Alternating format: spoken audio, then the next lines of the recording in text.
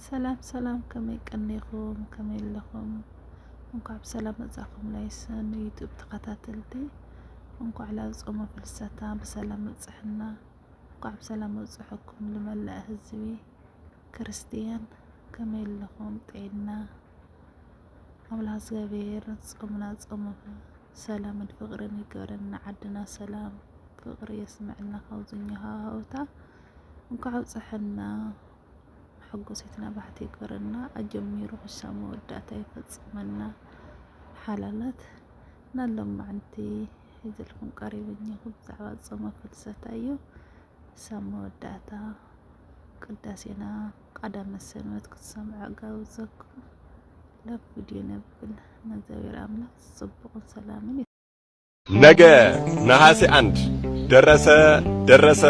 ደረሰ በጉጉት የምንጠብቀው የምንባረክበት የምንቀደስበት ሐሳቦቻችን በሙሉ የሚሟሉበት የተቋጠረው የሚፈታበት የተተበተበው የሚላላበት ጥያቄዎቻችን በሙሉ የሚመለሱበት በንስሐ ጎዳና የምንመላለስበት በፍቅር መንገድ የምንሄድበት ከሰባቱ የአዋጅ አጽዋማት አንዱ የሆነው ጾመ ማርያም ጾመ ፍልሰታ ደረሰ። ጾመ ፍልሰታን ለምን እንጾመዋለን? ፍልሰታ ማለት ምን ማለት ነው? እናታችን ቅድስተ ቅዱሳን ቅድስት ድንግል ማርያም ያረፈችው ጥር 21 ቀን ነው። የተቀበረችው ደግሞ ነሐሴ ውስጥ ነው። ለዛ እኮ ነው አሟሟትሽ በጥር ነሐሴ መቃብር የተባለው። ጥር ያረፈችው እናታችን ነሐሴ እንዴት ተቀበረች? ከጥር እስከ ነሐሴ ድረስ 6 ወራት አሉ። 6 ወራትስ የት ነበረች? እጅግ በጣም ብዙ ሰዎች ትንሽ የማይባሉ ብዙ ሰዎች በፍልሰታ ጾም ጉዳይ ብዙ ጥያቄ አላቸው። ብዙ የተወዛገበ ኢንፎርሜሽን አላቸው። በዚህች አጭር ቪዲዮ እግዚአብሔር ቢረዳኝ ምጥን አድርጌ እመልስላችኋለሁ። ታዲያ ለሁሉም ቤተሰብ እንዲዳረስና ህዝበ ክርስቲያኑ እንዲጠቀምበት ኮፒ ሊንክ ማድረግ እንዳይረሳ እጠይቃለሁ። ፍልሰታ የሚለው ቃል ፈለሰ ከሚለው የግዕዝ ቃል የተገኘ ሲሆን ቀጥታ በጥሬ ትርጉሙ ፈለሰ ወይም ደግሞ ፍልሰታ ማለት መለየት፣ ማረግ፣ ወደ ላይ መውጣት ማለት ነው። ስለዚህ ጾመ ፍልሰታ የእመቤታችን የቅድስት ድንግል ማርያምን ስጋዋን ከመቃብር ወጥቶ ወደ ሰማይ ማረጉን ያመለክታል ማለት ነው። እሺ አሁን ወደ ዋናው ታሪክ እንመለስ። እናታችን ቅድስተ ቅዱሳን ቅድስት ድንግል ማርያም በዚህች ምድር ላይ ለ64 ዓመታት ከኖረች በኋላ ጥር 21 ቀን በእሁድ ቀን አረፈች። ታዲያ ሐዋርያትም ስጋዋን ይዘው በጌቴሴማኒ ለመቅበር በሚሄዱ ሰዓት አይሁዳውያን ቀድሞ ልጇ አረገ ተነሳ ብለው ረበሹን። አሁን ደግሞ የእርሷን ስጋ አረገ ብለው ሊረብሹን አይደለ? ቆይ እንውሰድና ይዘን እናቃጥላት ብለው ሐዋርያት በአጎበር ተሸክመው ይዘው ሲሄዱ ከአይሁዳውያን አንዱ ክፉ ሰው ይሄም ታውፋንያ የተባለ ሰው መጥቶ አጎበሯን በሚይዝ ሰዓት ሊቀ መላእክት ቅዱስ ሚካኤል መጥቶ እጁን አጎበሩ ላይ እንዳለ ሁለት እጁን ቀጥፎታል ወይም ደግሞ ቆርጦበታል። ከዚያም ሐዋርያት ቆመው እያለ ሁሎችም እያዩ በሊቀ መላእክት በቅዱስ ኡራኤል አማካኝነት የእናታችን የቅድስተ ቅዱሳን የቅድስት ድንግል ማርያምን ስጋዋን ከቅዱስ ዮሐንስ ወልደ ነጎድጓድ ጋር ተሸክመው ወስደው በገነት በዕፀ ሕይወት ውስጥ አስቀመጧት። አዎ በዕፀ ሕይወት ውስጥ መላእክት እየተንከባከቧትና እያገለገሏት ቅዱስ ዮሐንስ ወልደ ነጎድጓድ ፍቁረ እግዚ ደግሞ እየጠበቃት አብሮ ለ6 ወራት ለ6 ወራት አብሮ ከተቀመጡ በኋላ ከ6 ወር በኋላ 12 ሐዋርያት መንፈሳዊ ቅናት በቅዱስ ዮሐንስ ወልደ ነጎድጓድ አማካኝነት ቀንተዋልና 2 ሱባኤ ከነሐሴ 1 እስከ 14 ድረስ 2 ሱባኤ ይዘው ጌታችንን ጠይቀዋል። ጌታችንም ስጋዋን ትኩስ እንደሆነ አምጥቶ ሰጥቷቸዋል። በዚህም መሰረት መጀመሪያ ሊቀብሩበት አስበው በነበረው በጌቴሴማኒ ያታክልቱ ቦታ ላይ ወስደው እናታችንን ቀብረዋታል። ከ12ቱ ሐዋርያት አንዱ ቶማስ ታዲያ ለስብከት አገልግሎት ወደ ህንድ ሂዶ ነበርና እዚህ ቀብር ላይ አልተገኘም ነበር። ታዲያ 12ቱ ሐዋርያት ቀብረዋት ማለትም በሁለተኛው ሱባኤ ማለት ነሐሴ 14 ቀን ቀብረዋት እናታችን ቅድስተ ቅዱሳን ቅድስት ድንግል ማርያም ደግሞ በሶስተኛው ቀን እንደ ጌታችን ትንሣኤ በነሐሴ 16 ወደ ሰማይ አረገች። ይህም ሲሆን ደግሞ 12ቱ ሐዋርያት አላዩአት፣ ማንም ያያት አልነበረም። ታዲያ ቅዱስ ቶማስ ከስብከተ ወንጌሉ ጨርሶ ማለትም ከህንድ በደመና ተነጥቆ እየመጣ ያለ እናታችንን ደግሞ ስታርግ በአየር ላይ ተገናኝተዋል ማለት ነው። በዚህም ሰዓት እጅጉን አዝኗል።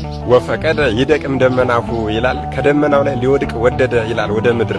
አዎ ቀድሞ የልጅሽን ትንሣኤ ሳላይ ቀረሁ፣ አሁን ደግሞ የአንቺን ትንሣኤ ለስብከተ ወንጌል በሄድኩበት ከሐዋርያቱ ተለይቼ ሳላይ ቀረሁኝ ብሎ ቢያዝን ነው። በዚህም ሰዓት እናታችን ቅድስተ ቅዱሳን ቅድስት ድንግል ማርያም ትንሣኤንስ አንተ ብቻ አየህ፣ ወዳጆችህ አላዩም፣ ምስክር ምልክት ይሆንህም ብላ ከመግነዙ ጨርቅ ቆርጣ ሰጠዋለች። ከዚያም ወደ ኢየሩሳሌም እንደደረሰ የእመቤታችን ነገር እንዴት ሆነ ብሏቸዋል። ሐዋርያቱም አግኝተን እኮ ቀበርናት ብለውታል። እርሱም ሞት በጥር በነሐሴ መቃብር ለሰሚውም አያምር ብሎ መልሶላቸዋል። አንተ ድሮም ተጠራጥረሃል፣ የጌታችንን ትንሣኤ ተጠራጥረ ጎኑን ካልዳሰስኩ ብለህ የደረሰብህን ታውቃለህ አሉት።